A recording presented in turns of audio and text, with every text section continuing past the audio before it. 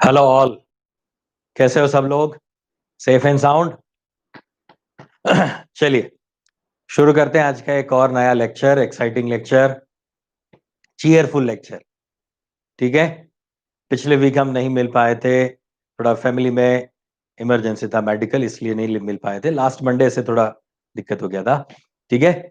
तो हमने अब तक अल्कोहल फिनोल ईथर जो है उसमें 2 लेक्चर ले चुके हैं हम। हमने प्रिपरेशन मेथड वगैरह और केमिकल रिएक्शंस वगैरह हमने देख लिया था। अल्कोहल में जैसे मैंने बताया था 2 तरह से एच के साथ और ओ एच के साथ रिएक्शंस हो सकते हैं, है ना। चलिए, मुझे लग रहा है कि सब लोग जुड़ चुके हैं, सब लोग आ गए हैं, तो हम शुरू करते हैं अब।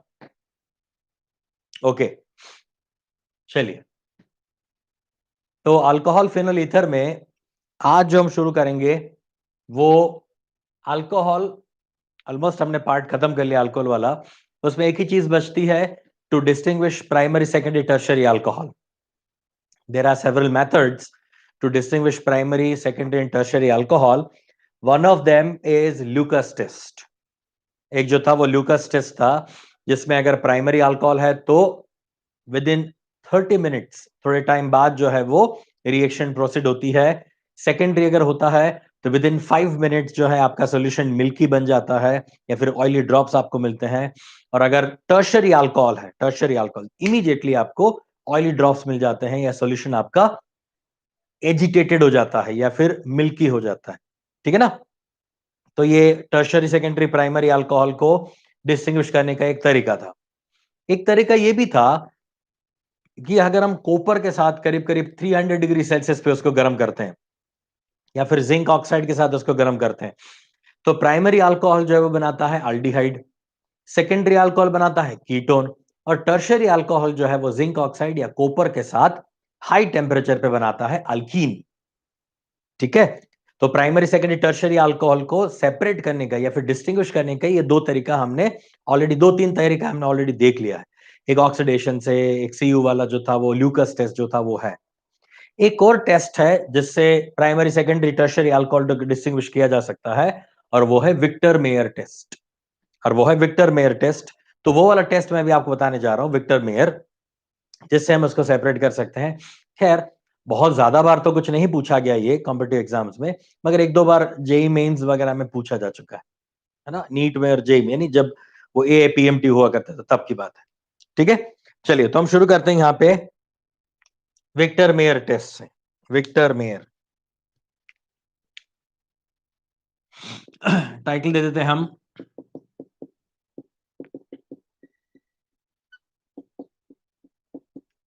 Victor Meyer test.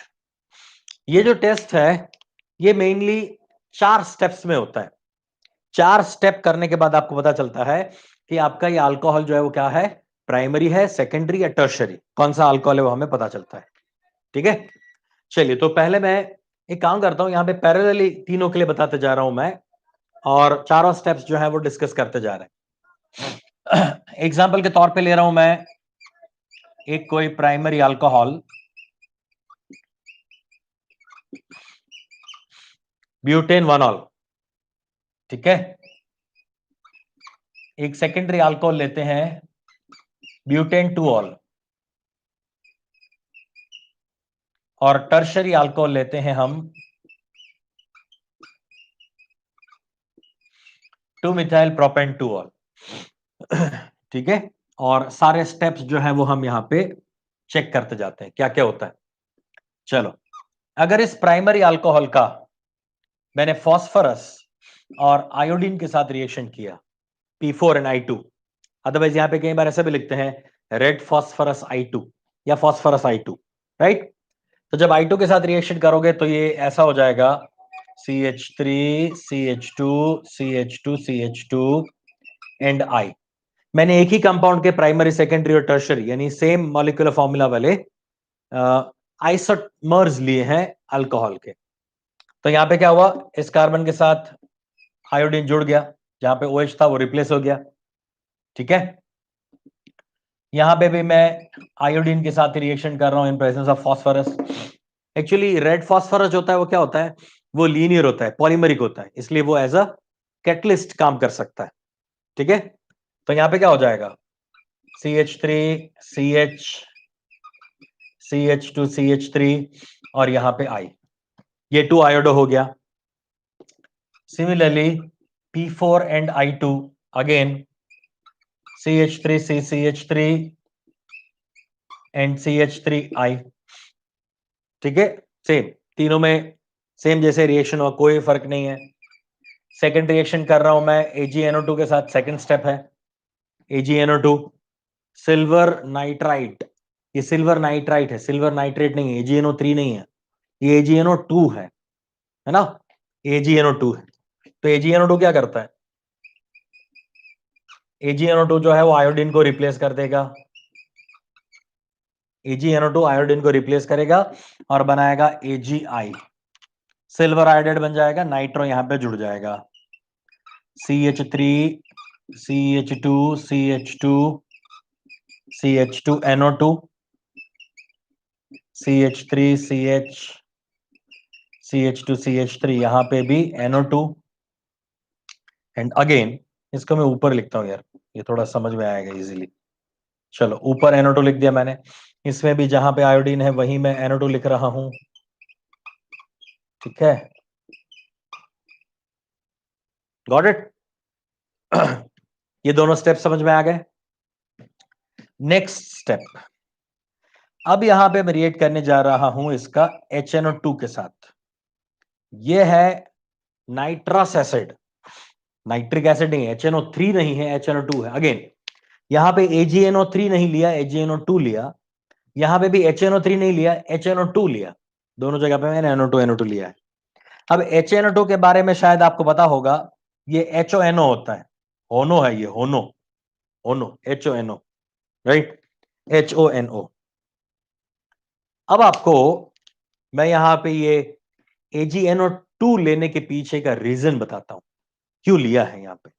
देखो, नाइट्रो जो है ना, NO2 group, NO2 group highly electron withdrawing है, हाईली इलेक्ट्रॉन विड्रोइंग है। ये अगर इलेक्ट्रॉन विड्रोइंग है तो उसके जस्ट बगल वाले कार्बन से इलेक्ट्रॉन विड्रॉ करेगा, और यहां पे दो हाइड्रोजन जो हैं, ये दोनों हाइड्रोजन, इन दोनों हाइड्रोजन को ये क्या कर देगा, एसिडिक बना देगा।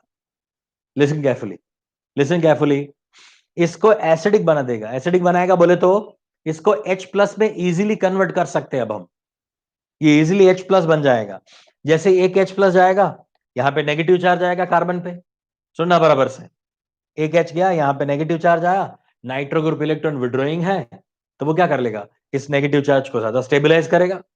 वेरी गुड, एक और हाइड्रोजन हटाओ, यहां पे और -2 चार्ज आ जाएगा, नाइट्रो ग्रुप तो इलेक्ट्रॉन विड्रॉइंग है ही है, और ज्यादा स्टेबल करेगा किसको, C-2 को।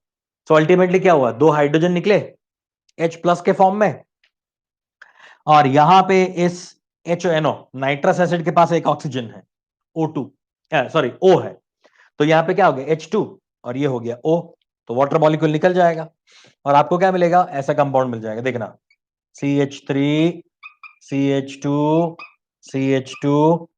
अब ये वाले दो हाइड्रोजन तो हट गए यहां से,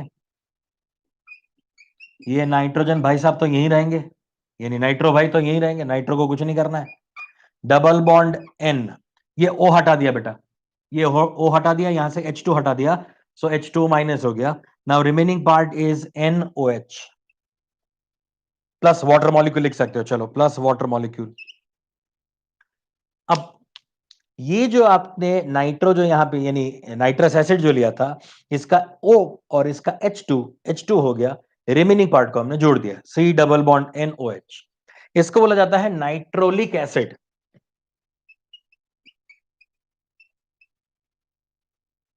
इसको बोलते हैं नाइट्रोलिक एसिड, ठीक है, नाइट्रोलिक एसिड। और इस नाइट्रोलिक एसिड को मैं रिएक्ट करवाने जा रहा हूं NaOH के साथ। सुनना, इस नाइट्रोलिक एसिड का NaOH के साथ रिएक्शन है। अब देखो, ये NaOH के साथ रिएक्शन करोगे तो यहां पे H है और यहां पे OH, H2 माइनस होने वाला है और यहां पे सोडियम जुड़ जाएगा, तो ये हो जाएगा C डबल बॉन्ड NONA, ये H को हटा के वहां पे Na आ जाएगा। ये जो आपका कंपाउंड है, ये कंपाउंड आपका होता है रेड कलर का,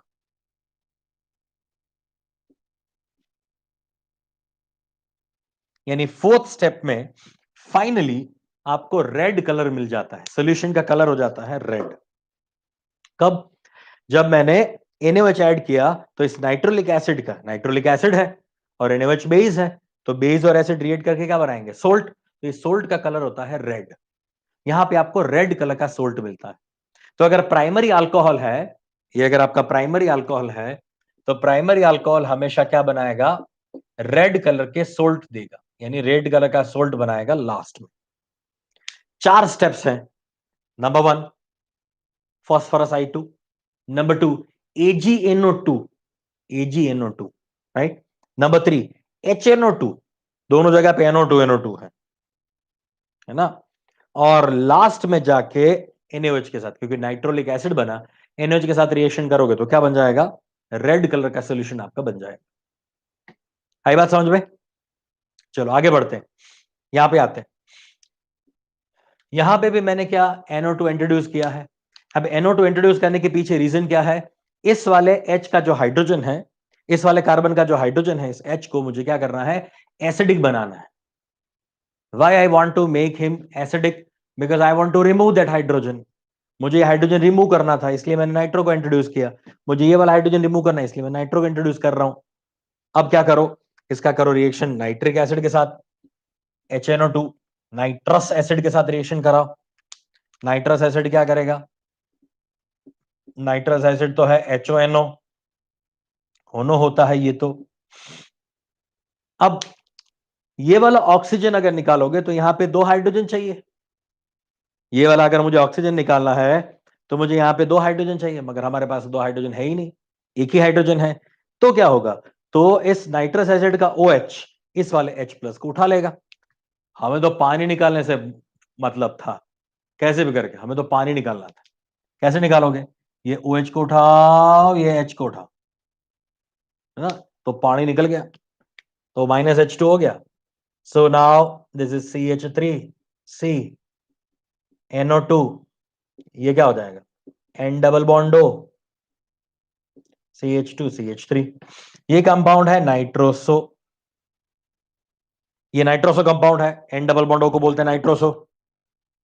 इतने पार्ट को बोला जाता है नाइट्रोलिक एसिड, यानी ये इसके साथ जो है उसको नाइट्रोलिक एसिड बोला हमने, राइट। ये आपका कंपाउंड है नाइट्रोसो।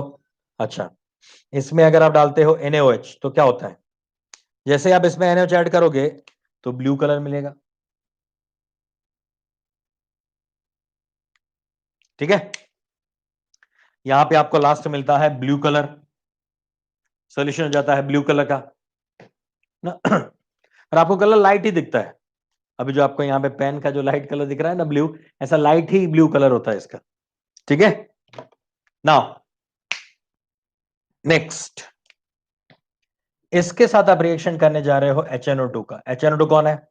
HONO, ये होता है HONO। अब देखो, जहां पे नाइट्रो लगा हुआ है, जहां पे ये नाइट्रो लगा हुआ है, क्या उसके साथ वाले कार्बन पे हाइड्रोजन है? ना, हाइड्रोजन है ही नहीं। हाइड्रोजन है ही नहीं तो पानी कैसे निकलेगा? पानी निकाल ही नहीं सकते। अगर पानी नहीं निकलता तो सॉल्यूशन ऐसे ही रहता है, हो जाएगा क्या? Colourless. Solution is colourless, no reaction, no reaction, no आरएक्शन,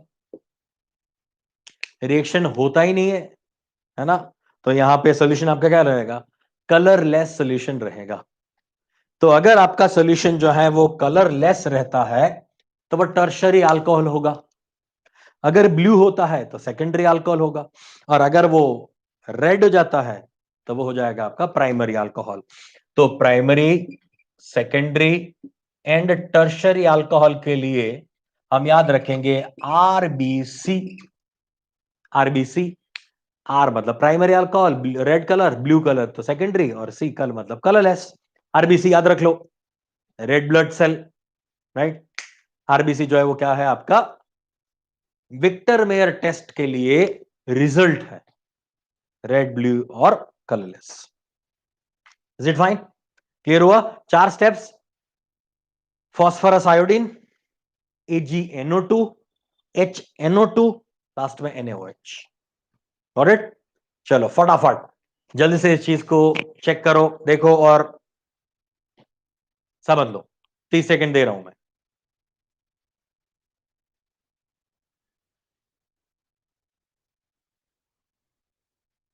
ना ना ना ना, नहीं नहीं नहीं नहीं,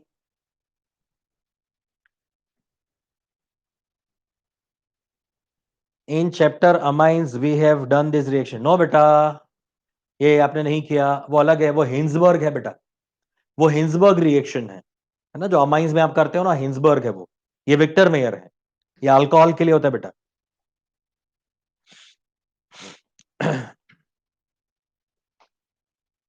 नहीं, नाइट्रो अल्केन वाला अलग है, वो कहानी भी अलग है। वहां पे तो primary amine secondary tertiary amine के साथ नाइट्रस एसिड का रिएक्शन है, वो भी कहानी अलग है। दोनों दोनों तीनों चीजों को मिक्स मत करो। उसमें एक नाइट्रो से बनता है, वो सही है, नाइट्रो से बनता है, इसलिए शायद आप कंफ्यूज हैं, मगर वो चीज अलग है, वो अमाइंस है, ये H2 निकलता है बस, हाइड्रोजन, ये अल्कोहल से शुरू किया है हमने। सिमिलर हो सकता है मगर वो है ही नहीं।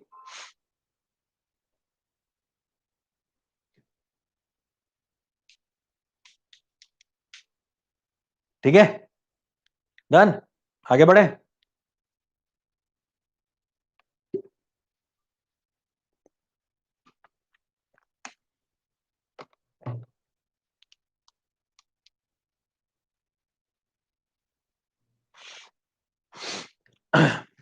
लास्ट वाला स्टेप सिमिलर है बस, बाकी सारी चीजें नहीं। मिटा दे, विक्टर मेयर टेस्ट।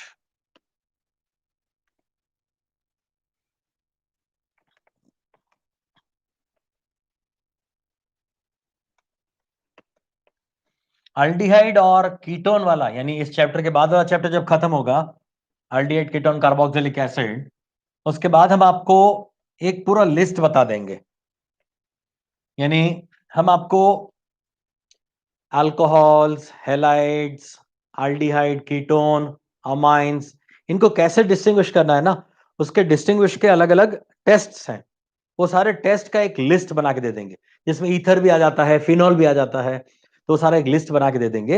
8-9 टेस्ट हैं बस, उन सारे टेस्ट से हम पता कर सकते हैं, और उसके भी आपको क्वेश्चन, खूब सारे क्वेश्चन पूछे जा चुके हैं, पूछा जा सकता है। आपको पूछेंगे मिथेनॉल और इथेनॉल को कैसे सेपरेट करोगे, how to distinguish between methanol and ethanol, primary alcohol है ना दोनों, इन दोनों प्राइमरी अल्कोहल में कैसे डिस्टिंग्विश करोगे, how you can distinguish between two ol, butan two ol and, मान लो pentan two ol and pentan three ol, pentan two ol and pentan three ol, दोनों सेकेंडरी अल्कोहल हैं, उसको कैसे डिस्टिंग्विश करोगे। तो इस तरह के अलग अलग टेस्ट हैं, जिनका एक लिस्ट हम बना के दे देंगे आपको, जिससे ये डिस्टिंग्विश करने में आपको इजी हो जाए, क्वेश्चंस भी कराऊंगा मैं। ठीक है, चलिए अब फटाफट शुरू करते हैं, फिनॉल, फिनॉल के बारे में डिस्कशन शुरू करते हैं। देखो, फिनॉल जो है इसका GMP, general methods of preparation of phenol, phenol कैसे बना सकते हैं, तो फिनॉल बनाने का मैं पहले एक आपको एंशिएंट तरीका बताता हूं, है ना, आदिकाल का जो एक तरीका है वो मैं बताता हूं आपको। यह है phenol from, first is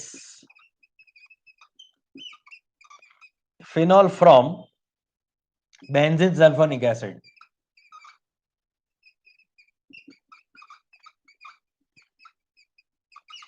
phenol from benzene sulfonic acid. This was the first reaction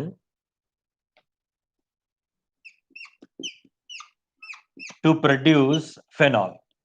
क्या करते हैं हम, पहले बनाते हैं बेंजीन सल्फोनिक एसिड, कहां से, बेंजीन से। कैसे बनाओगे, सल्फोनेशन, सल्फोनेशन करेंगे, कॉन्सेंट्रेटेड सल्फ्यूरिक एसिड और SO3 लेके, कॉन्सेंट्रेटेड सल्फ्यूरिक एसिड और SO3, करीब करीब 80 डिग्री सेल्सियस टेम्परेचर पर रिएक्शन होता है, बनेगा SO3H।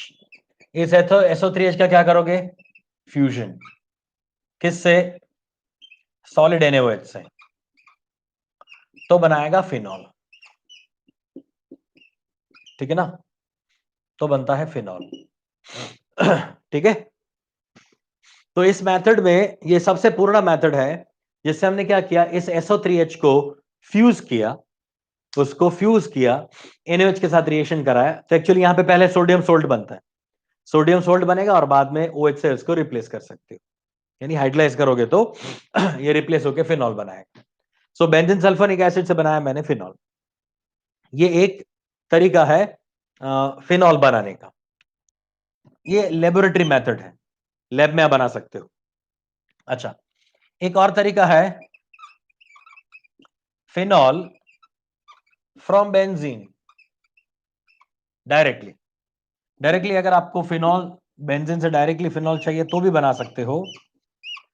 आप बेंजीन को हाई टेम्परेचर पे V2O5 के साथ करीब करीब 500 डिग्री सेल्सियस पे इसको हीट करो, इसको ऑक्सीडाइज करो। तो हाई टेम्परेचर पे क्या करेगा, ऑक्सीडाइज करेगा इसको और कन्वर्ट करेगा फिनॉल में। तो ये एक और तरीका है फिनॉल बनाने का, या फिर लेबोरेटरी मेथड है। Number 3, from salicylic acid.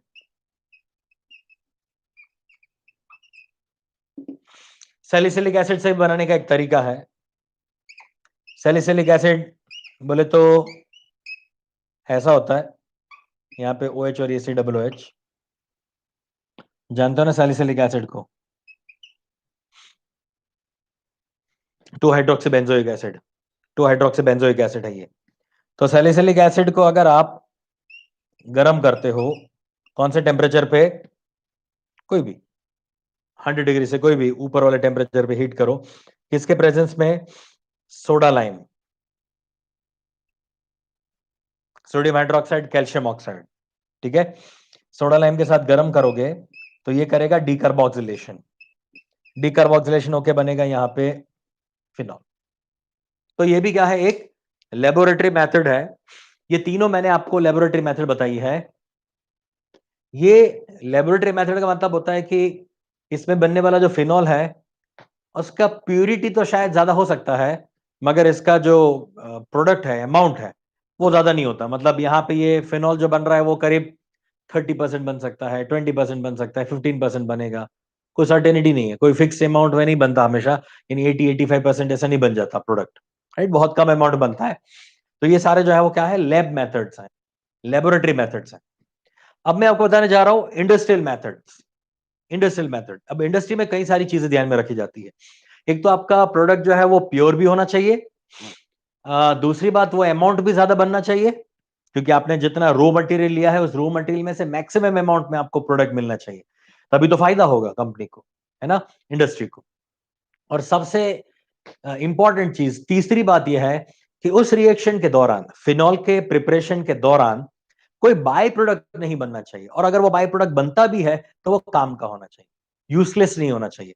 तो ऐसे हमारे पास 3 इंडस्ट्रियल मेथड्स हैं जिससे हम फिनॉल बना सकते हैं। जैसे ये 3 लैब मेथड्स हैं, ऐसे ही 3 इंडस्ट्रियल मेथड्स हैं, उन तीनों को भी डिस्कस करते हैं।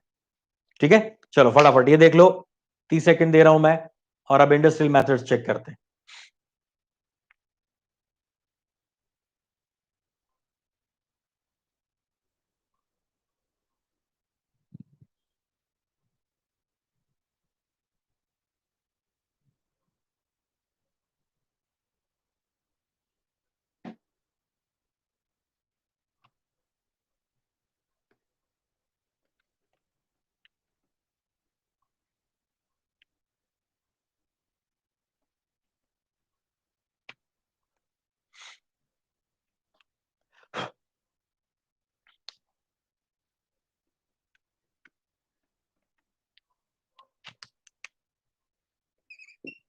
नंबर 4, नंबर 4 जो है ये है डाउ प्रोसेस।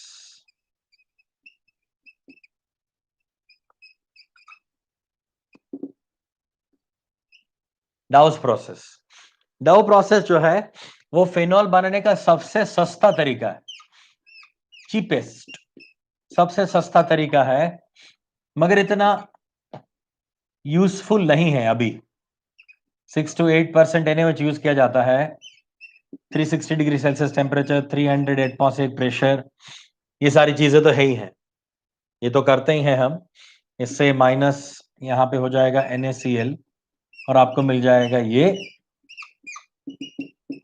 फिनॉल। ठीक है, बहुत ही सिंपल सा रिएक्शन है, कोई इसमें झंझट दिख नहीं रही है, डायरेक्टली क्लोरोबेंजीन बन गया फिनॉल। मगर ऐसा नहीं होता, ये रिएक्शन इतना इजी नहीं है जितना आप समझ रहे हो। इस रिएक्शन में एक ड्रॉबैक भी है। ड्रॉबैक ये है कि जब इस क्लोरोबेंजीन का NaOH के साथ रिएक्शन करते हो, मैं यहां पे उसका एक और पाथ दिखा देता हूं। जब आप NaOH के साथ रिएक्शन करते हो ना, तो पहले तो यहां पे बनता है HCl माइनस हो जाता है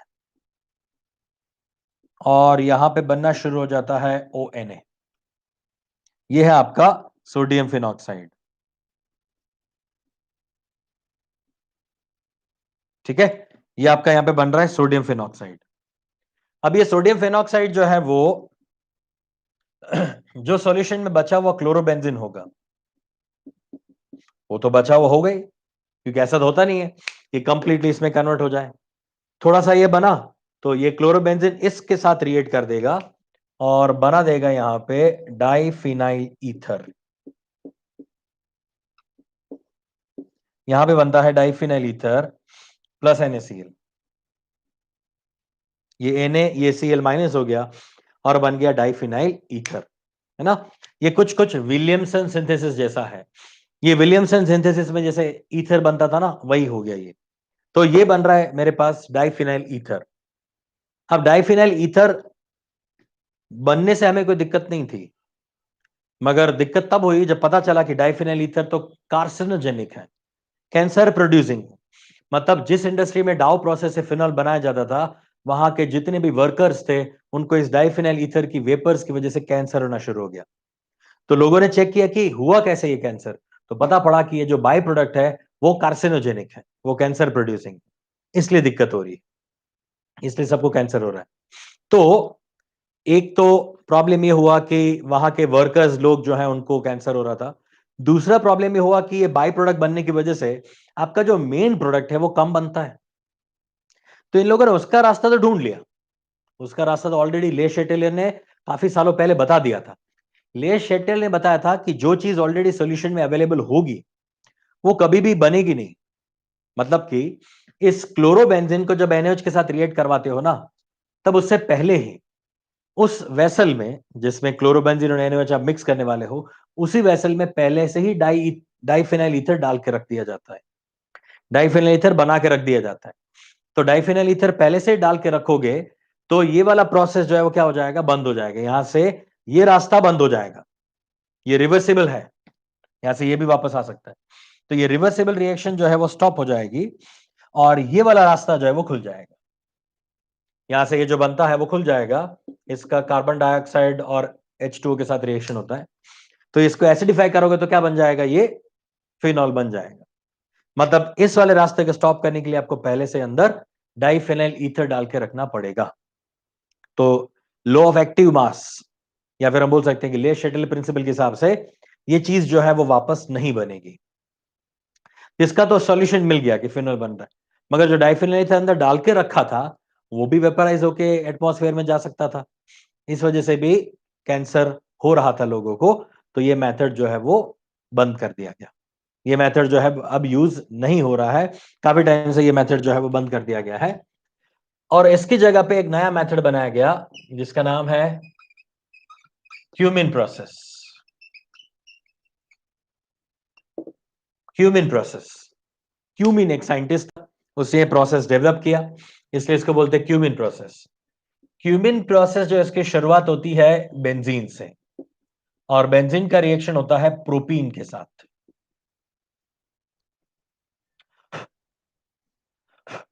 बेंजीन का रिएक्शन है प्रोपीन के साथ इन प्रेजेंस ऑफ H3PO2 और AlCl3। ऐसा कोई भी आप एक कैटलिस्ट ले सकते हो, H3PO2, H3PO3, AlCl3। अब इसमें होगा क्या, इसमें जो है हमें एक इंटरमीडिएट मिलता है जिसका नाम है क्यूमिन। ये है आइसो प्रोपाइल बेंजीन, ये आइसोप्रोपाइल बेंजीन। इस आइसोप्रोपाइल बेंजीन को ही बोला जाता है क्यूमिन। साइंटिस्ट का नाम है, उसी नाम से उसको क्यूमिन बोला जाता है। अब इस क्यूमिन का जो है वो आप O2 के साथ रिएक्शन करोगे।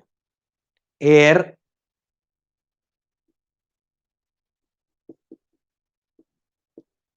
Na2CO3 के प्रेजेंस में एयर O2 जो है वो क्या करेगा, इसको ऑक्सीडाइज करेगा और ऑक्सीडाइज करके बनाएगा क्यूमिन हाइड्रोपेरोक्साइड।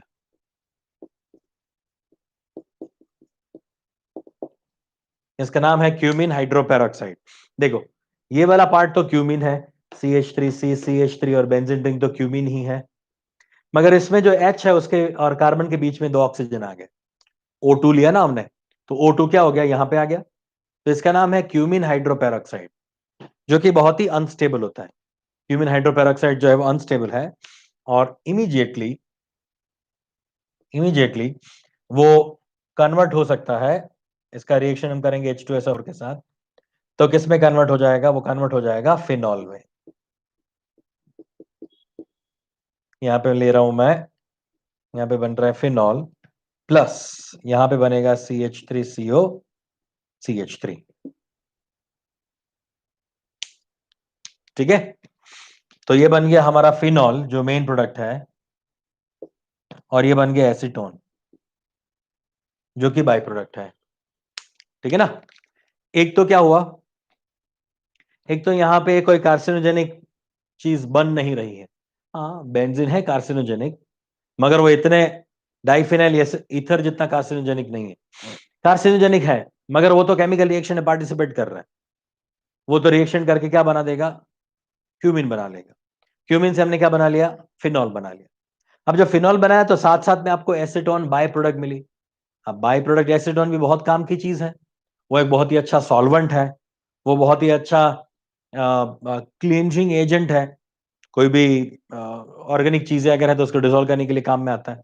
आपको पता होगा मोबाइल के ऊपर जो वो कवर लगाते हैं ना उसका, यानी ऊपर स्क्रीन गार्ड जो लगाते हैं, तो स्क्रीन गार्ड लगाने से पहले मोबाइल की स्क्रीन को पहले साफ किया जाता है। वो साफ करने के लिए एसीटोन यूज किया जाता है, और उसके ऊपर बाद में क्या लगाते हैं, उसका स्क्रीन गार्ड लगा देते हैं, और थोड़ा ऐसे ऐसे उसको रबर का वो होता है उससे प्रेस करके पूरा स्क्रीन गार्ड लगा दिया जाता है। तो वो क्या चीज है, एसीटोन है। Nail polish remover, nail polish remover के तरह से ये यूज किया जा सकता है। Not only nail polish remover, कहीं पे भी आपको अगर पेंट लग गया हो तो भी इस एसीटोन से हम मिटा सकते हैं। So ultimately what I want to say, this byproduct is also useful, तो वो भी बेच के पैसे कमा सकते हो, तो इंडस्ट्री तो वही चाहती है। So the Cuban process is more lucrative in terms of industry, right. तो ये मेथड जो है वो अब इस्तेमाल किया जाता है। क्यूबिन प्रोसेस सबसे ज्यादा इस्तेमाल कर किए जाने वाला मेथड है फिनॉल बनाने के लिए।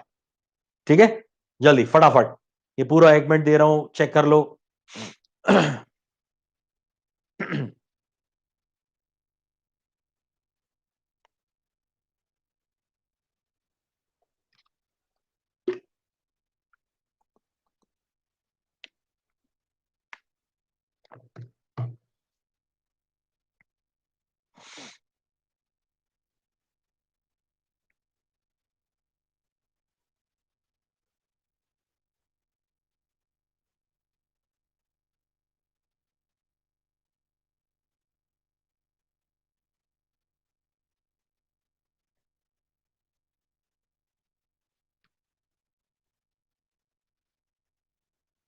डन।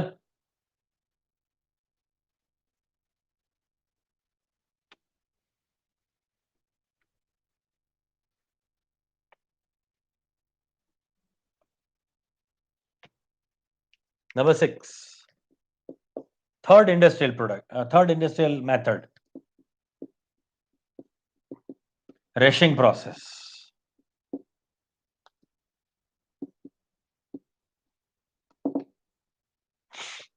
ठीक है, रेशिंग,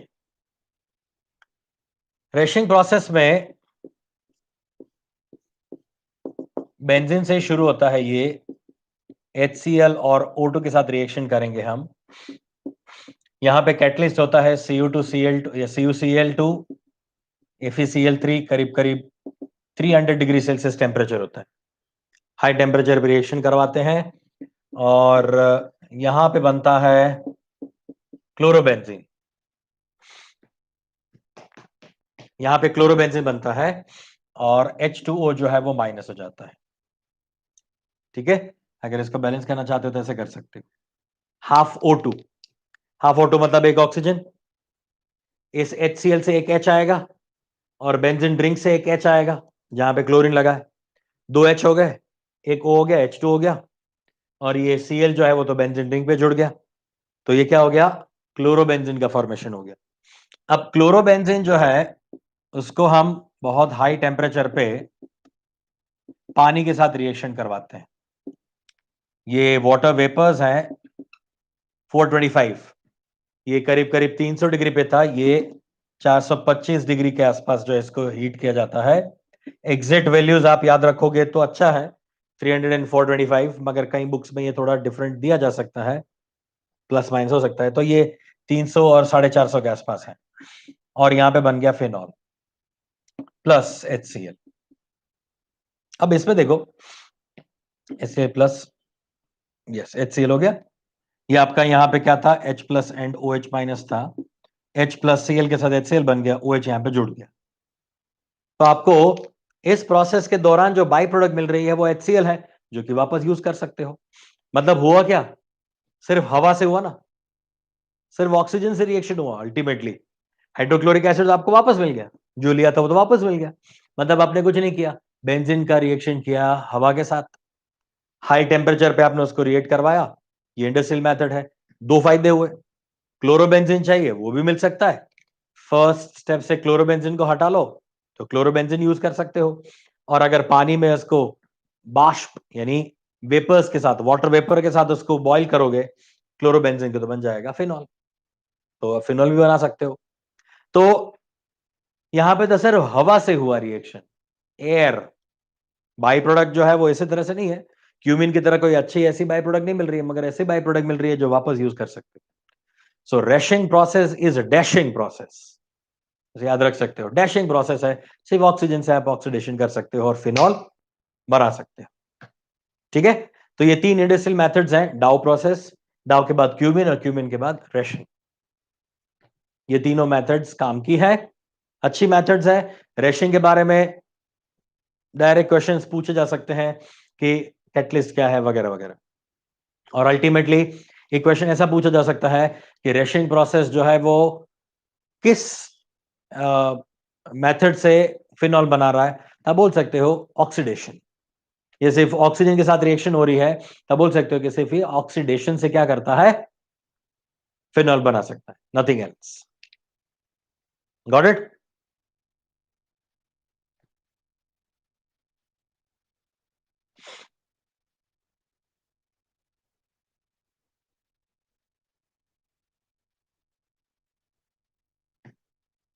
चलिए, तो ये है industrial methods of preparation of phenol. Phenol बनाने के लिए 6 मेथड्स, 3 जो है वो लेबोरेटरी मेथड बताई मैंने और 3 हमने इंडस्ट्रियल मेथड्स बताई, ये आपको दिमाग में रखनी है, खासकर क्यूमिन प्रोसेस। क्यूमिन प्रोसेस का डायरेक्ट क्वेश्चन आपको पूछा जा सकता है, क्यूमिन प्रोसेस के बेस पे काफी बार पूछा भी जा चुका है। ठीक है, चलिए, तो ये है इसके साथ के प्रिपरेशन के methods. Now chemical reaction, otherwise chemical properties.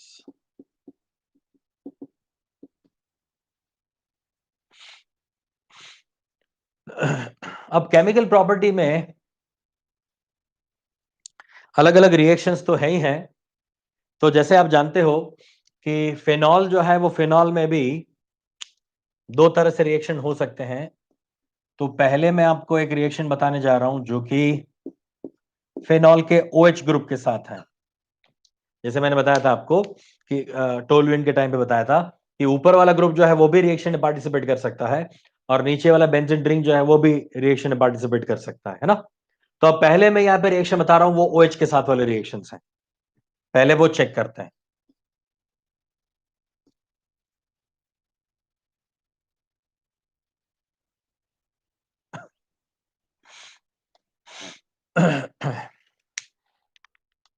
चलिए, फर्स्ट रिएक्शन है एनहाइड्राइड के साथ, CH3CO ट्वाइस O।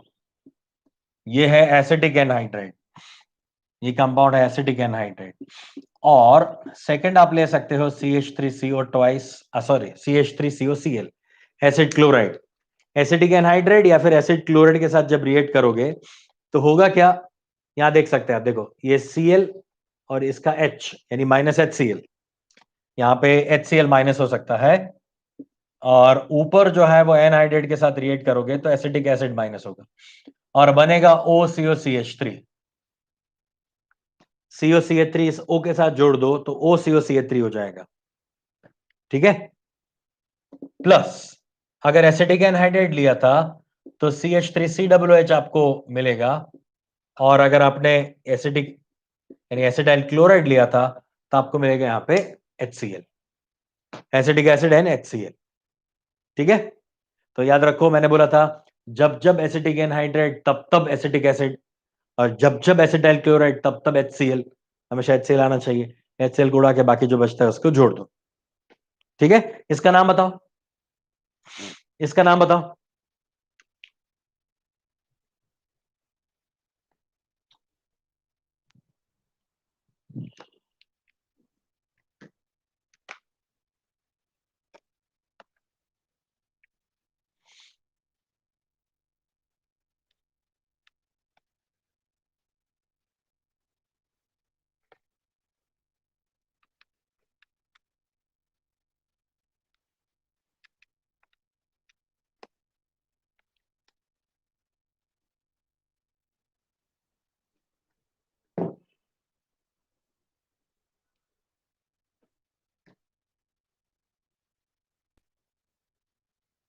वाह,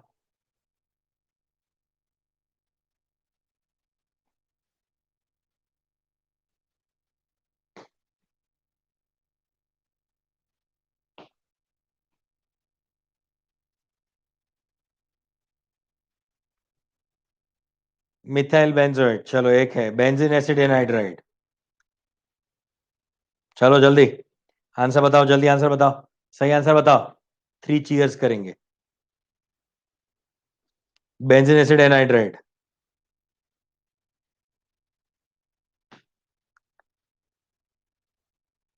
फिनाइल इथेनॉल,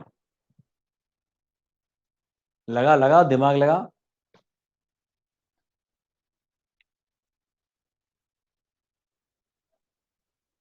चलो जल्दी, फास्ट, मुझे देखना है आपका दिमाग इस चीज को किस तरह से रीड करता है, कैसे देख सकते हो इसको। ये मैं इसलिए पूछ रहा हूं क्योंकि लास्ट ईयर जो CBSE का पेपर हुआ था 12th का, लास्ट ईयर मतलब ये जो 2018 में जो हुआ था, वो 19 नहीं 18 में जो हुआ था, उसमें एक क्वेश्चन पूछा गया था, 2 स्ट्रक्चर्स बनाए थे, एसिड और फिनॉल। वाह, और लगा, और दिमाग लगा, और दिमाग लगाओ।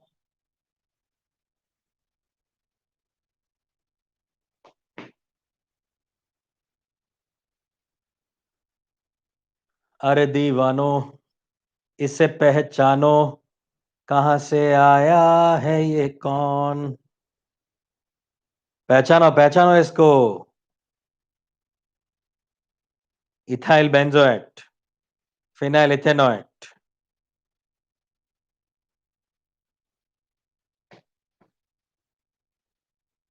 और कोई? तेजस, हंसना बंद कर, आंसर दे। दूसरा तेजस कहाँ गया, पाटिल कहाँ है? तेजस पाटिल, पार्थ कहाँ गया, पार्थ?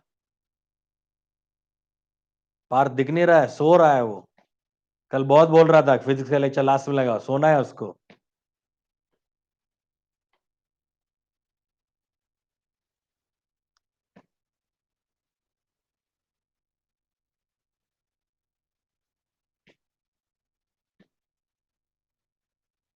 ठीक है चलो बताते हैं इसका,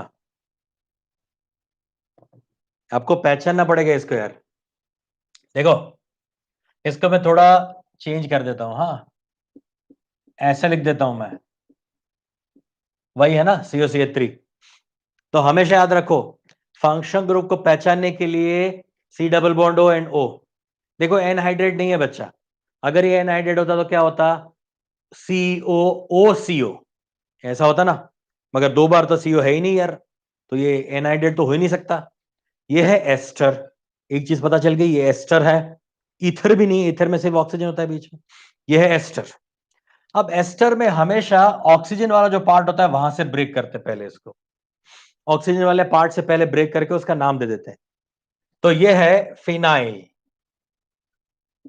प्रीफिक्स है, प्रीफिक्स फिनाइल होता है, सफिक्स होता है बेंजीन, ये प्रीफिक्स है फिनाइल, इसको पहले बोलते हैं phenyl. Now how many carbons are left, 2, so it is ethanoate, so this is phenyl ethanoate। एक बच्चे ने अभी सही आंसर दे दिया था, स्मिता। इथाइल बेंजोएट नहीं बेटा, उल्टा कर दिया। किसे बोला था अभी, किसी ने बोला था ये फिनाइल इथेनोएट, फिनाइल एसिटेट, हाँ ठीक है Jitendra, phenyl ethanoate actually IUPAC ethanoate है, एसिटेट नॉर्मल यानी कॉमन नेम हो गया। ये है फिनाइल इथेनोएट। अब मैं बताता हूं कि एनसीईआरटी में क्या क्वेश्चन पूछा गया था, बोर्ड्स में क्वेश्चन ये पूछा गया था,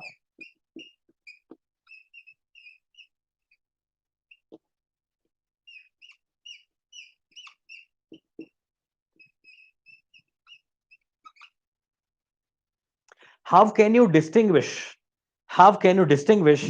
these two compounds, name these two compounds and how can you distinguish them, ऐसा पूछा था।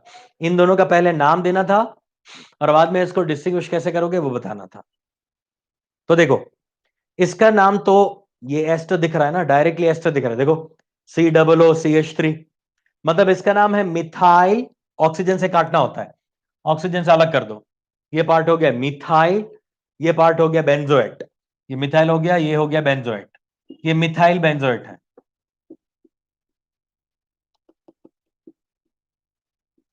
मिथाइल बेंजोएट है ना। जबकि यहां पे ये वाला पार्ट हमें कट करना पड़ेगा, देखो ऑक्सीजन से काटना है, तो ये हो गया ये वाला फिनाइल, फिनाइल इथेनोएट, ठीक है ये हो जाएगा फिनाइल इथेनोएट, गॉट इट। अब आती है काम की बात, पहले तो आपको नाम पता होना चाहिए कि ये मिथाइल बेंजोएट है और ये फिनाइल इथेनोएट है। अब आती है इन दोनों को डिस्टिंग्विश करने की बात। तो अगर आपको नाम पता है ना बेटा, अगर आप नाम जानते हो तो आप आराम से उसको डिस्टिंग्विश कर सकते हो। कैसे? तो हमेशा याद रखो जब भी एस्टर होता है तो एस्टर हमेशा दो चीजों से बनता है, एक होता है एसिड और दूसरा होता है अल्कोहल। अल्कोहल और एसिड से बनता है एस्टर हमेशा, क्लियर है इतना। अब जब इस चीज का हाइड्रोलिसिस किया जाएगा, इसका जब आप हाइड्रोलिसिस करोगे तो जहां से आपने अलग किया था, जो वाला पार्ट आपने अलग किया है उसको हमेशा अल्कोहल बनाओ, इसको हमेशा OH लगाओ, इसको लगा दो OH, जिसको अलग करते हो उसको OH लगाओ, दूसरे पार्ट को लगा दो H। मतलब ये क्या हुआ था, एस्टरिफिकेशन हुआ था, तब वाटर मॉलिक्यूल निकला होगा। अब इसमें वाटर मॉलिक्यूल डाल दो, जब वाटर मॉलिक्यूल डालोगे तो जो वाला पार्ट पहले बोलते हो, मतलब मिथाइल बेंजोएट बोल रहे हो, तो मिथाइल वाला पार्ट जो है उसके साथ OH लगाओ, मतलब बन गया मिथेनॉल, यहां पे बन गया मिथेनॉल, और जहां पे H लगा वो बन गया बेंजोइक एसिड। तो यहां पे बनता है मिथेनॉल, यहां पे बनता है बेंजोइक एसिड। जबकि इसको जब आप तोड़ोगे, ये वाला एस्टर जब बना था, इसको जब तोड़ोगे तो क्या होगा, तब यहां पे बनेगा फिनॉल, यहां पे OH लगाओ, यहां पे H लगाओ, तो ये क्या हो गया, ये हो गया फिनॉल और ये वाला पार्ट हो गया एसिड, एसिटिक एसिड। तो इस तरह से डिस्टिंग्विश कर सकते हो, इस तरह से इसको डिस्टिंग्विश किया जा सकता है। तो इसमें लिखना था, यानी बोर्ड का पेपर था, यानी आपको थियोरेटिकल पेपर था, सब्जेक्टिव था, लिखना था तो ऐसा लिखना था कि methyl benzoate undergo hydrolysis to give benzoic acid and methanol, whereas phenyl ethanoate undergo hydrolysis to give phenol and acetic acid or ethanoic acid। Are you getting a point? इस तरह से आपको डिस्टिंग्विश करने का पूछा जा सकता है, सिर्फ नाम दे के पूछ सकते हैं, सिर्फ नाम दे के पूछ सकते हैं। ऐसा पूछ सकते हैं कि methyl benzoate and phenyl methanoate otherwise ethanoate, what would be the products of hydrolysis of methyl benzoate and phenyl ethanoate? तो यहां से बनेगा बेंजोइक एसिड एंड मिथेनॉल, यहां से हाइड्रोलिसिस से बनेगा फिनॉल एंड एसिटिक एसिड। सारी बात समझ में? तो नाम बहुत काम की चीज है यार। ऑर्गेनिक केमिस्ट्री में नाम अगर याद नहीं रहा ना, खैर केमिस्ट्री में कहीं पे भी नाम तो याद रहने चाहिए। नाम याद रहेगा तब आप उसको कहीं ना कहीं कुछ तरह से समझा सकते हो ना, एक्सप्लेन कर सकते हो, वरना पॉसिबल ही नहीं है। So do remember this compound is phenyl ethanoid. एक और कंपाउंड आ रहा है, तब मैं वापस इसका नोमेनक्लेचर आपको बताऊंगा। ऐसे एक और कंपाउंड है ना, तो याद रखना कैसे इसका नोमेनक्लेचर करते हैं। ये हो गया फिनाइल इथेनॉइड, गॉट इट। चलिए नेक्स्ट दूसरा रिएक्शन बताते हैं। दूसरे रिएक्शन में रिएक्शन कर रहा हूं मैं इसका NaOH के साथ। जब NaOH के साथ रिएक्शन करोगे तो यहां पे वाटर मॉलिक्यूल माइनस होगा और आपको मिलेगा सोडियम फिनॉक्साइड, ONA बन जाएगा। लिसन, NaOH के साथ रिएक्शन करा, ये फिनॉल आपका एसिडिक होता है, फिनॉल एसिडिक है, वो इस बेसिक NaOH के साथ रिएक्ट करके सोल्ट बनाएगा, ये बन गया सोडियम फिनॉक्साइड। इस सोडियम फिनॉक्साइड का फर्दर आगे रिएक्शन कर सकते हो ईथर बनाने के लिए, विलियमसन सिंथेसिस। विलियमसन का ही ये एक्सटेंडेड पार्ट आ गया, ठीक है। यहां से विलियमसन सिंथेसिस एक्सटेंड हो जाएगा। ये मैं मिटा दे रहा हूं, ये हटा देते हैं हम, कोई दिक्कत तो नहीं है ना। Methyl benzoate and phenyl acetate. देखो सोडियम फिनॉक्साइड से दो रास्ते हैं। एक रास्ता जो है वो मैं मिथाइल क्लोराइड के साथ रिएक्ट करके दिखा रहा हूं। मिथाइल क्लोराइड के साथ रिएक्शन करोगे तो OCH3 NaCl यहां पे बाई प्रोडक्ट मिल गया, ये है एनिसॉल,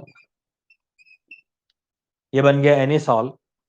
और दूसरा रास्ता है जिसमें हम CH3 CH2Cl ले रहे हैं, इथाइल क्लोराइड ले रहे हैं और यहां से बन जाता है एनिसॉल।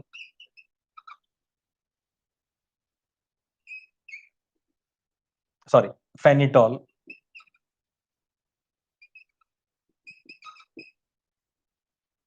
ये बन गया फेनिटॉल। तो एक एनिसॉल बन रहा है, एक फेनिटॉल बन रहा है और NaCl जो है वो एज ए बाई प्रोडक्ट मिल रहा है। तो एक्चुअली ये यहां से जो पार्ट है वो क्या है, खैर ये पूरा ही हम बोल सकते हैं कि ये विलियमसन सिंथेसिस है, ईथर बनाने का मेथड है, ठीक है। Last but not the list method, zinc dust delta. Zinc dust delta, गर्म करो इसको हाई टेम्परेचर पे जिंक डस्ट के साथ फिनॉल को, तो क्या बनाएगा, बेंजीन बन जाएगा और ZnO जो है वो हमारा बाई प्रोडक्ट होगा, ठीक है। यहां से H बेंजीन के साथ जुड़ गया, ये O जिंक के साथ गया, जिंक ऑक्साइड बना दिया, ठीक है। तो यहां पे बन रहा है बेंजीन, फिनाइल एसिटेट या फिनाइल इथेनॉइड एंड एनिसॉल फेनिटॉल। इसको और एक्सटेंड कर सकता हूं मगर मैं आगे वो बताऊंगा, अब आगे जाके फ्राइज रीअरेंजमेंट है ये, फ्राइज रीअरेंजमेंट, ठीक है, उसको डिस्कस करेंगे अभी, ठीक है। ये अभी तो मैं जो बता रहा हूं क्या है, सिर्फ इस फिनॉल के ऊपर वाले इस हिस्से में OH के साथ जो रिएक्शन हो रही है वही बता रहा हूं मैं। एक बनाया इसने एस्टर, एक बनाया सोडियम अल्कोक्साइड और तीसरा बनाया बेंजीन। ये काम की चीज है, ये भी पूछ सकते हैं। Zinc dust delta zinc reduction करेगा, ये रिडक्शन प्रोसेस है। जल्दी से फटाफट 30 सेकंड दे रहा हूं, चेक करो जल्दी।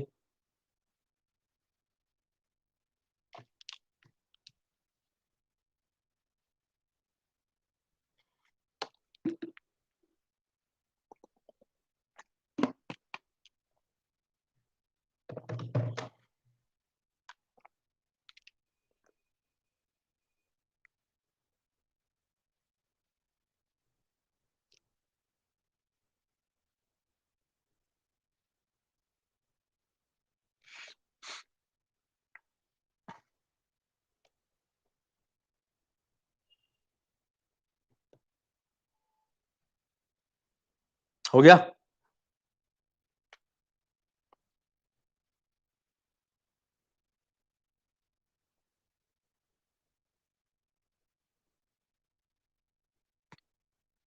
ओके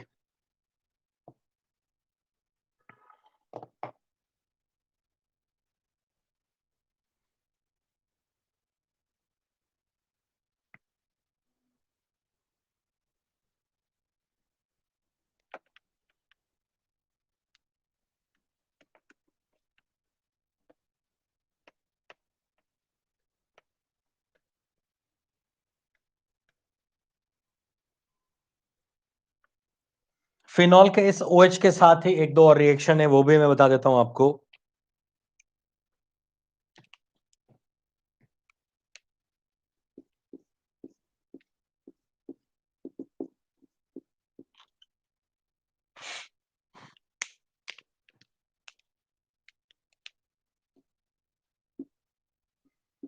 एक रिएक्शन है एनिलीन बनाने का, अमोनिया के साथ रिएक्शन है NH3 के साथ इन प्रेजेंस ऑफ ZnCl2, ये बनाता है डायरेक्टली यहां पे NH2, यानी बनाएगा एनिलीन। ठीक है, एनिलीन बना सकते हो। अच्छा,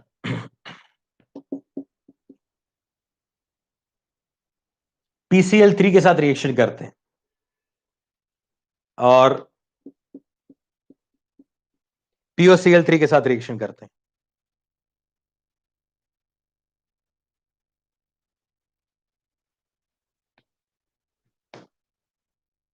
ठीक है, देखो आप जानते हो PCl3 के साथ रिएक्शन क्या होता है।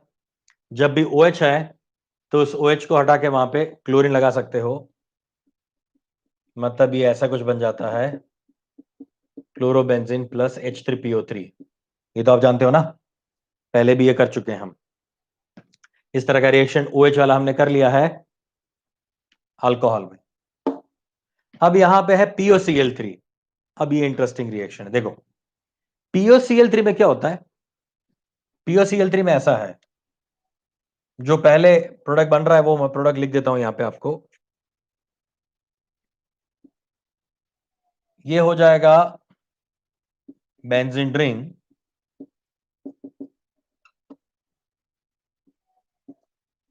Three times in PO4, benzene ring के साथ PO4। ठीक है, हुआ क्या आप देख सकते हो,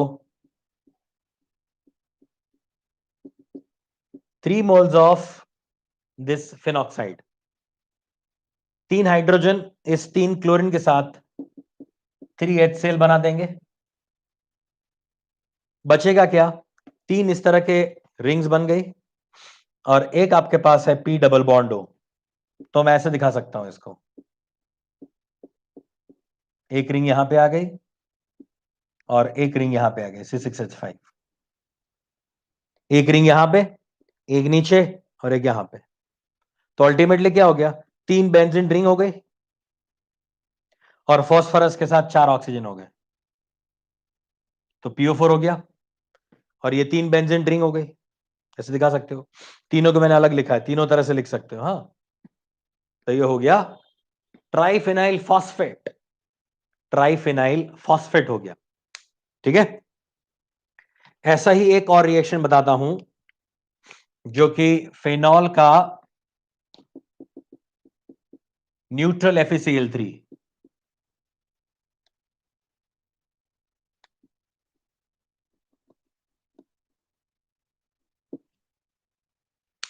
न्यूट्रल FeCl3 के साथ रिएक्शन है। न्यूट्रल FeCl3 के साथ रिएक्शन करोगे तब भी यही होगा। इसमें ऐसा होगा कि 3 मोल्स ऑफ फिनॉल जो है वो इस Fe के साथ जुड़ जाएगा और प्लस 3HCl, और इसका कलर जो है वो पिंक बफ, पिंक कलर का। बफ मतलब हम क्या बोल सकते हैं इसको, वो सॉफ्टी आइसक्रीम होती है ना, सॉफ्टी आइसक्रीम कैसी होती है, एकदम से अंदर एकदम काफी सारा हवा भरा होता है और एक फूला हुआ ऐसा एक आपको आइसक्रीम जैसा मिल रहा है। तो ऐसा ही ये पिंक कलर का बफ होता है। तो इससे पता चलता है कि आपके कंपाउंड में क्या है, फिनॉल है, या फिर आपका कंपाउंड फिनॉल है।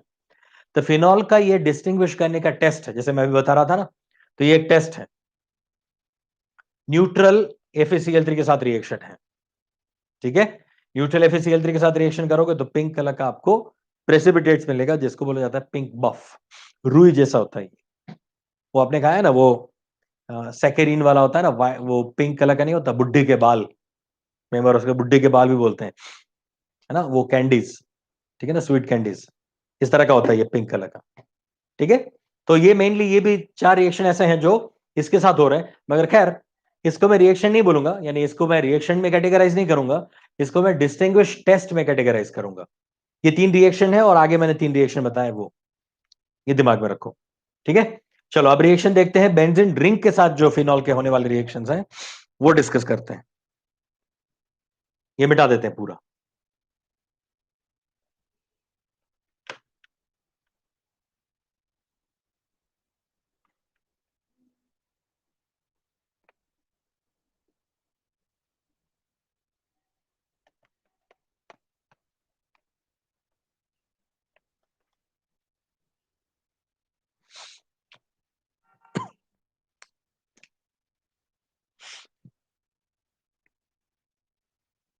हमारे पास है यहां पे फिनॉल, और इस फिनॉल के जो बेंजीन ड्रिंक के साथ होने वाली रिएक्शंस हैं वो हम डिस्कस करने जा रहे हैं।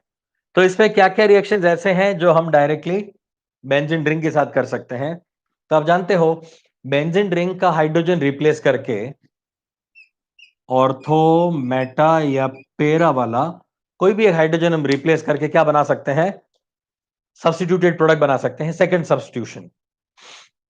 तो ये सेकंड सब्स्टिट्यूशन किस पे डिपेंड करता है, इस OH पे। ये OH जो है वो कैसा डायरेक्टिंग है, क्या वो ऑर्थो पेर डायरेक्टिंग है या मेटा डायरेक्टिंग है। तो हमें पता है कि OH जो है वो क्या है, ऑर्थो पेर डायरेक्टिंग है।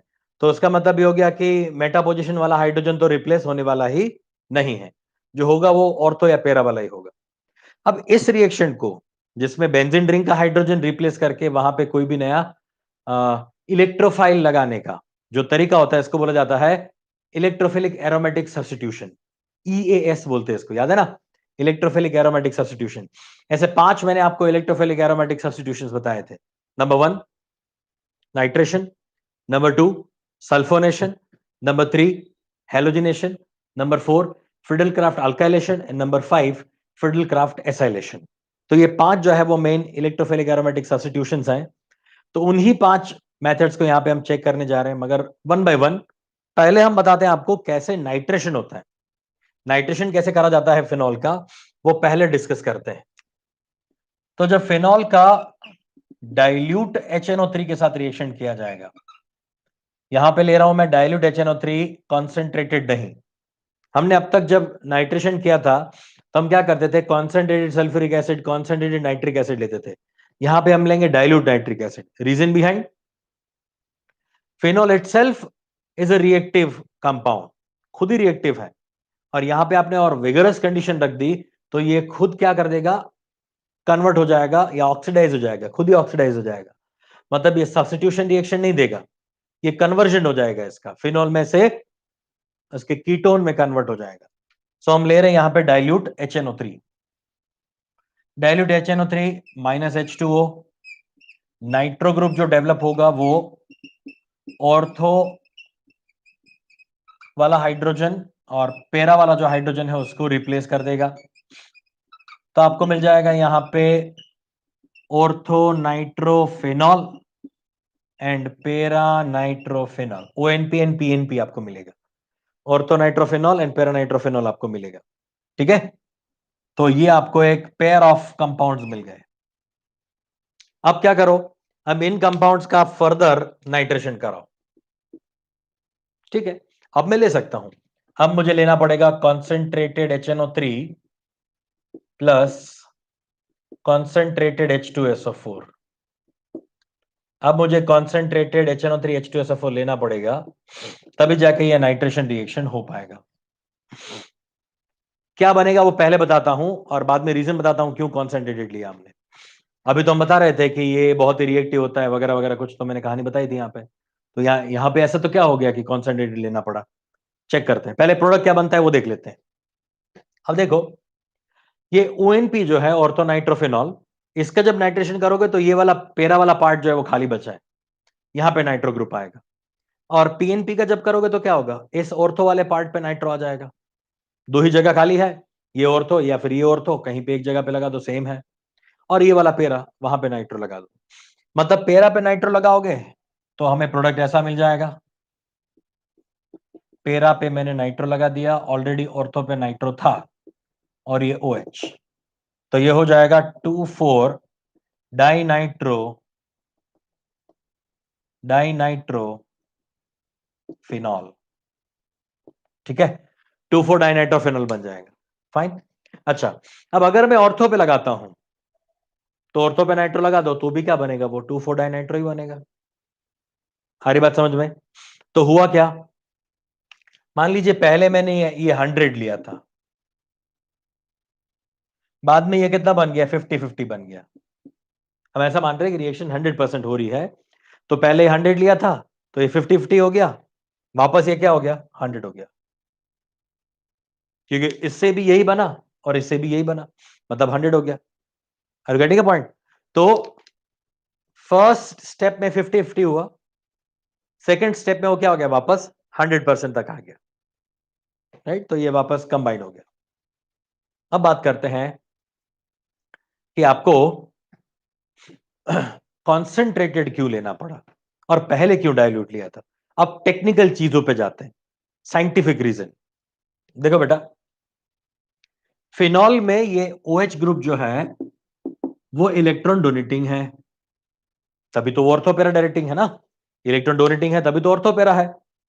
प्लस M इफेक्ट शो करता है, क्या करता है, plus M effect, resonance effect show करता है। किसको देता है वो इलेक्ट्रॉन्स, बेंजीन ड्रिंक को। सो बेंजीन ड्रिंक क्या हो जाती है, इलेक्ट्रॉन रिच। इस OH की वजह से बेंजीन ड्रिंक जो है वो इलेक्ट्रॉन रिच हो गई। अब ये ऑर्थो और पेरा पोजीशन जो है वो इलेक्ट्रॉन से रिच हो गए। मैंने आपको सिखाया था कि अगर कोई इलेक्ट्रॉन डोनेट करता है तो ऑर्थो और पेरा पे ही करता है, और अगर कोई इलेक्ट्रॉन विड्रॉ करता है तो ऑर्थो पेरा से ही विड्रॉ करता है। ठीक है, तो ओवरऑल ये बेंजीन रिंग जो है वो क्या हो गई, इलेक्ट्रॉन रिच हो गई। अगर बेंजीन रिंग इलेक्ट्रॉन रिच है और उसके साथ अगर मैं कॉन्सेंट्रेटेड सल्फ्यूरिक एसिड या नाइट्रिक एसिड लेता, तो क्या होता, ऑलरेडी ये रिच है और ज्यादा आप उसके साथ रिएक्ट करवाते हैं स्ट्रॉन्ग रिएजेंट को, तो ये कन्वर्ट हो सकता था कुछ इस तरह का कंपाउंड में। फिनॉल जो है वो इस तरह से क्विनॉन में कन्वर्ट हो जाता, उसका कंप्लीट ऑक्सीडेशन हो जाता, मतलब ये फिनॉल और यहां का ये कार्बन ऑक्सीडाइज होकर बना देता क्विनॉन, ऐसा हो जाता अगर मैंने कॉन्सेंट्रेटेड लिया होता तो, क्योंकि खुद भी रिएक्टिव और नाइट्रिक एसिड भी ऑक्सीडाइजिंग एजेंट।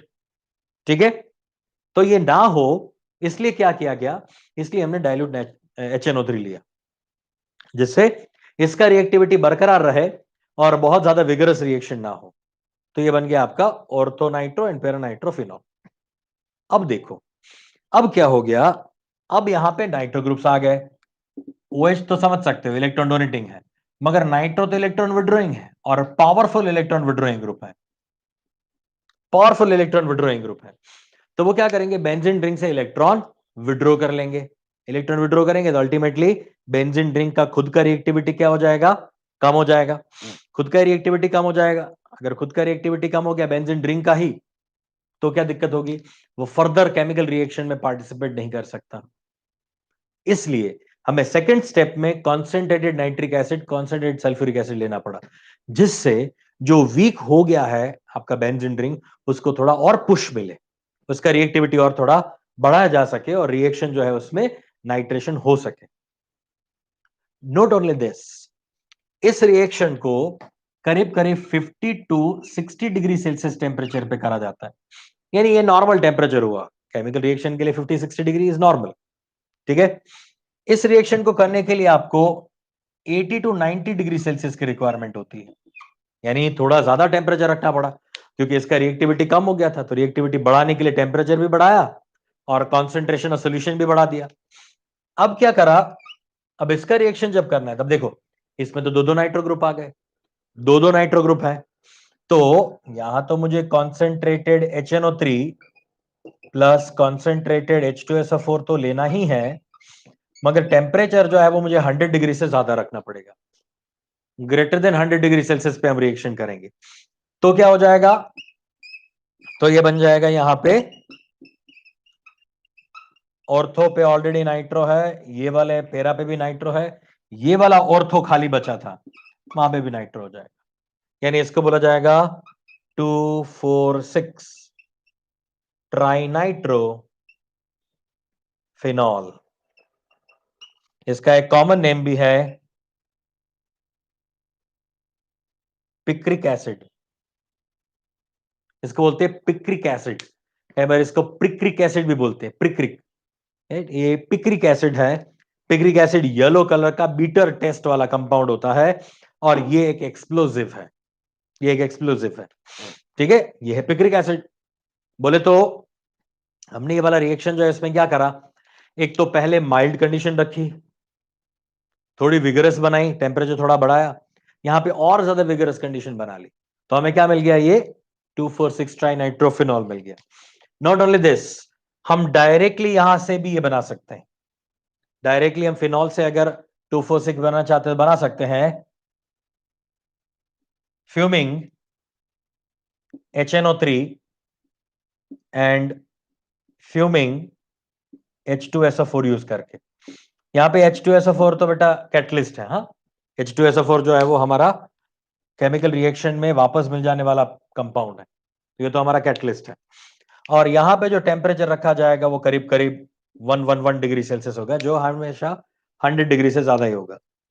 सो अगर ये 3 स्टेप करके यहां पे नहीं आना है तो direct fuming HNO3 fuming H2SO4 ले लो, हाई टेम्परेचर रखो 100 डिग्री से ज्यादा, तो हमें क्या मिल जाएगा, 2,4,6 ट्राइनाइट्रोफिनॉल मिल जाएगा, पिक्रिक एसिड हमें मिल जाएगा डायरेक्टली, ठीक है।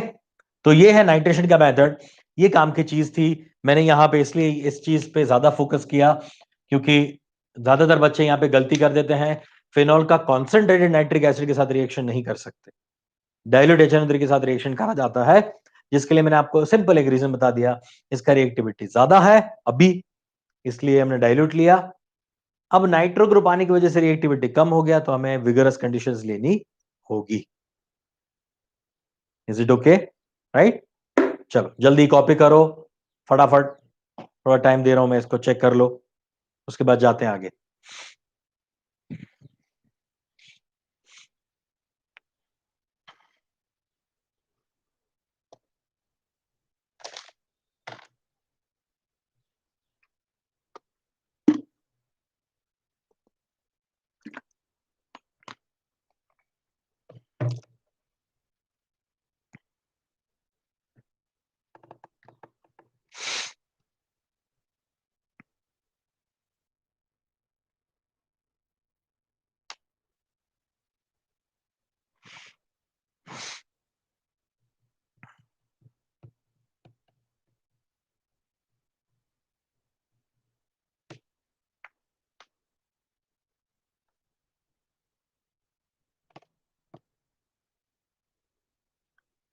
सही है, चलो आगे बढ़े।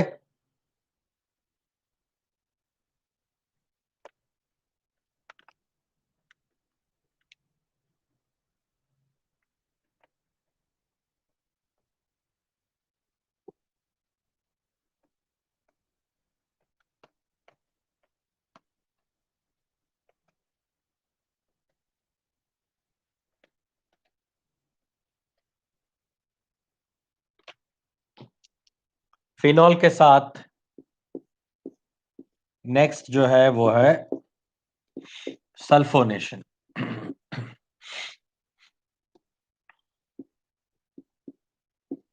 H2SO4 SO3, यहां पे ले रहे हैं हम कॉन्सेंट्रेटेड H2SO4। जैसे कि मैंने बताया आपको कि फिनॉल हाईली रिएक्टिव है, तो हम जैसे ही SO3 यूज करेंगे ना, कॉन्सेंट्रेट सल्फ्यूरिक एसिड, तो ये ऑर्थो और पेरा दोनों पे SO3H को लगा देगा, ऑर्थो पेरा दोनों जगह पे SO3H लग जाएगा। और अगर इसका रिएक्शन हमने किया वापस कॉन्सेंट्रेटेड नाइट्रिक एसिड के साथ HNO3 के साथ, तो ये बना देगा पिक्रिक एसिड अगेन। यहां पे भी नाइट्रो आ गया, यहां पे भी नाइट्रो आ गया, यहां पे भी नाइट्रो आ गया, दो जगह पे SO3H था वो नाइट्रो से रिप्लेस हो जाएगा, और एक और पोजीशन जो है ये वाला ऑर्थो, वहां पे भी नाइट्रेशन हो सकता है। ठीक है। अगर इसका कंडीशन हमने माइल्ड रखा, माइल्ड कंडीशन रखते हो, तो कहीं ना कहीं एक SO3H एक SO3H ऑर्थो या फिर पे लगा सकते हो। ठीक है, तो वहां भी हम नाइट्रो ऐड कर सकते हैं। इसको अगर फ्यूजन कराया गया, इसको अगर फ्यूजन कराया गया, इसका अगर हम 2,4,6 ट्राइन अरे NaOH के साथ फ्यूजन करते हैं, वो तो आपको पता ही है, इसका फ्यूजन कर दिया सॉलिड NaOH के साथ, तो क्या बन जाएगा, यहां पे OH है, ये भी OH हो जाएगा, ये भी OH हो जाएगा। ये क्या हो गया, 1 2 3 4, ये 1 2 का 4 ट्रायॉल हो गया, राइट। ये आपका 1 2 4 ट्रायॉल है, या फिर हम बोल सकते हैं कि ये ट्राइहाइड्रोक्सीबेंजीन है, 1 2 4 ट्राइहाइड्रोक्सीबेंजीन, राइट, 1 2 4 ट्रायॉल।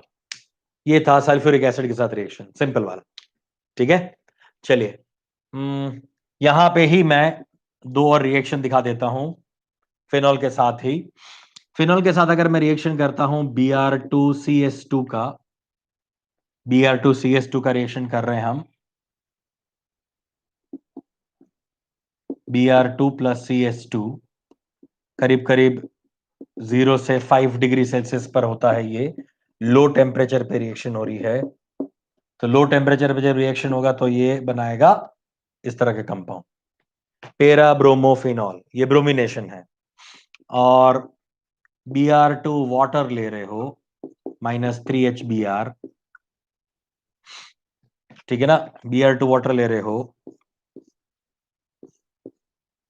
6, तो ये बन जाएगा 2,4,6 ट्राइब्रोमो फिनॉल। व्हाइट कलर के प्रेसिपिटेट्स होते हैं, इसको व्हाइट पीपीटीज मिलते हैं आपको। 2,4,6 ट्राइब्रोमोफिनॉल, ये ब्रोमीन वाटर के साथ रिएक्शन है। ब्रोमीन वाटर के साथ रिएक्शन करोगे तो आपको दो तरह से मिल सकता है। ब्रोमीन वाटर अगर है नॉर्मल टेम्परेचर पे तो बनाएगा 2,4,6 ट्राइब्रोमोफिनॉल, और अगर लो टेम्परेचर पे Br2 और CS2 कार्बन डाइसल्फाइड के साथ रिएक्शन है तो बनाएगा वो पेरा ब्रोमोफिनॉल ओनली। ये सिर्फ पेरा ब्रोमोफिनॉल मिल जाएगा मुझे। तो ये था sulphonation and bromination, sulphonation bromination हो गया। Got it.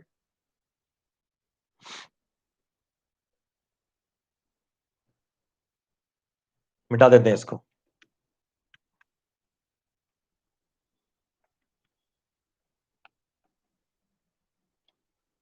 चलिए, फिनॉल के साथ ही रिएक्शन है, मगर अब ऐसा रिएक्शन बता रहा हूं मैं जिसमें रिएक्शन शुरू तो होगी फिनाइल रिंग के OH के साथ, मगर वो खत्म होगी इसके बेंजीन रिंग के साथ। इस रिएक्शन का नाम है फ्राइज रीअरेंजमेंट।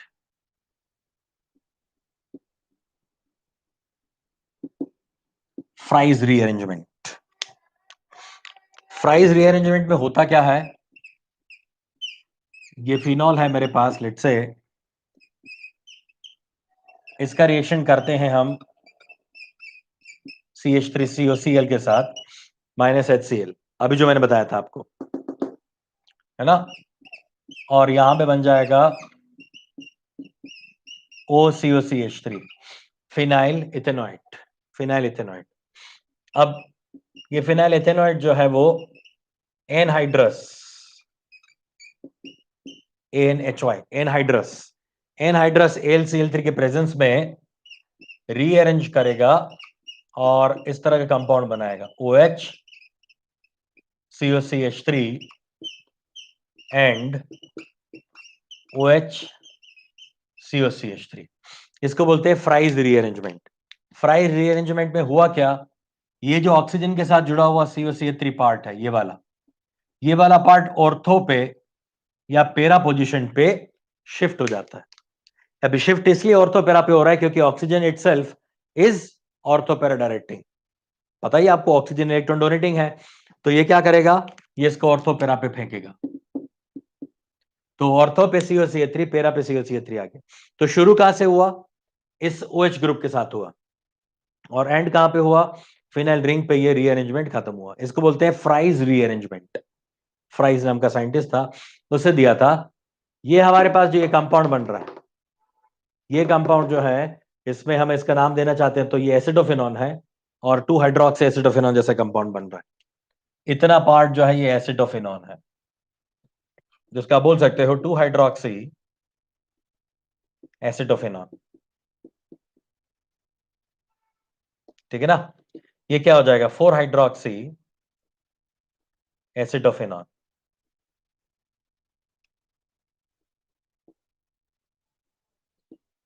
ठीक है, ये 2 हाइड्रोक्सी एंड 4 हाइड्रोक्सी एसिडोफिनॉन है। मगर मुझे इसका ये तो कॉमन नेम है सॉरी, ये कॉमन नेम है, मुझे इसका आईयूपीएसी चाहिए।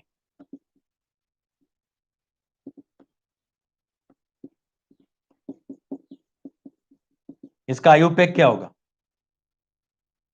आयुपेक बताओ जल्दी। इन दोनों कंपाउंड, एक कहा जाएगा तो दोनों कहा जाएगा, तो पहले मुझे इस वाले कंपाउंड का आयुपेक बताओ। चलो जल्दी, बी एक्टिव, जल्दी एक्टिव हो जाओ।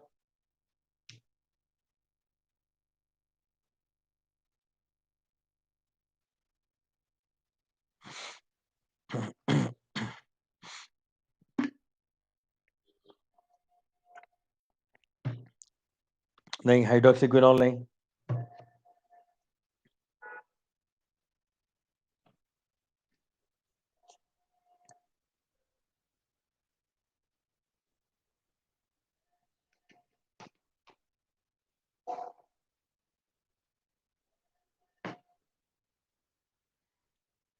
लगाओ दिमाग।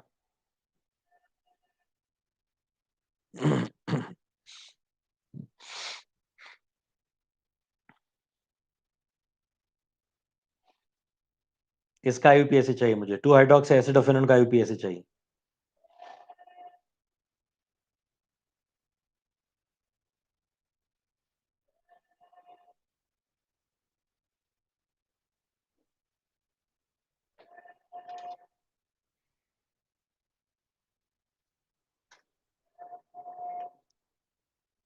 जल्दी।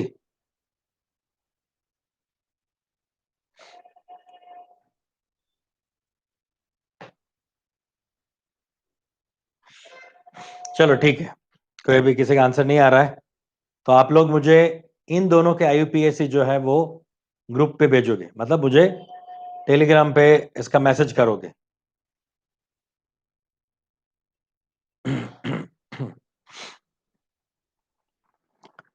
टू फिनॉल एसिडोन ऐसा ही कुछ है बेटा, मगर ये परफेक्ट आईयूपीएसी नहीं है अभी भी।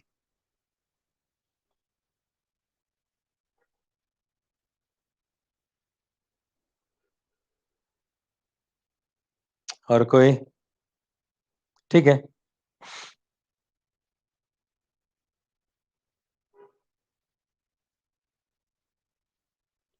चलो डन।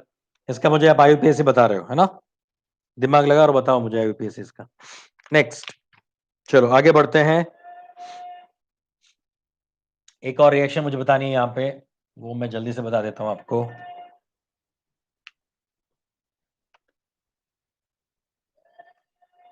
ये फ्राइज रीअरेंजमेंट था, ऐसा ही एक और रिएक्शन है, कॉल्बे एंड स्मिट।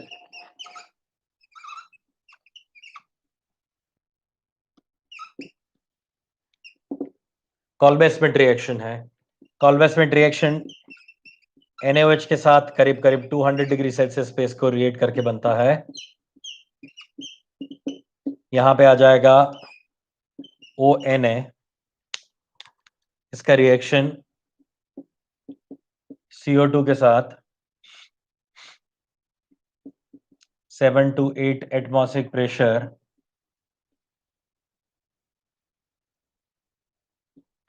करीब करीब 200 डिग्री सेल्सियस पे होता है ये, और ये बनाएगा OCOONA। OCOONA इसका नाम है, ये आपका सोडियम फिनॉक्साइड है, ये आपका है sodium phenoxy format. Sodium phenoxy format,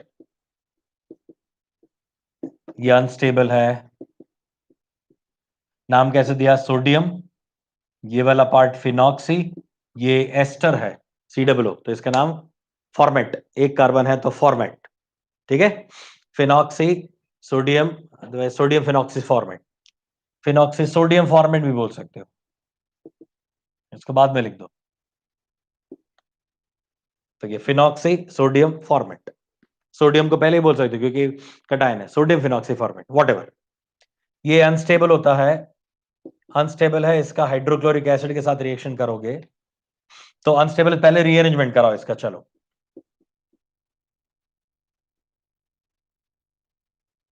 rearrangement कौन करेगा? AlCl3, अभी मैंने बताया कि AlCl3 से रीअरेंजमेंट होके यहाँ पे OH आ जाएगा, ये COON है। अगर आपको ये क्वेश्चन हो रहा है कि H कहां से आता है यहाँ पे, तो मैं बता दूं कि ये वाला जो COON ग्रुप जहां पे आया वो वाला H यहाँ पे लग जाता है, ठीक है ना।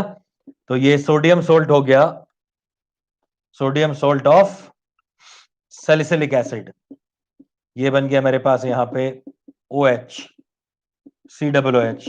इसका रिएक्शन करता हूं मैं डाइल्यूट HCl के साथ, डाइल्यूट HCl यहां से एक Na को हटा के बना देगा NaCl और H वहां पे लग गया, दिस इज सैलिसिलिक एसिड।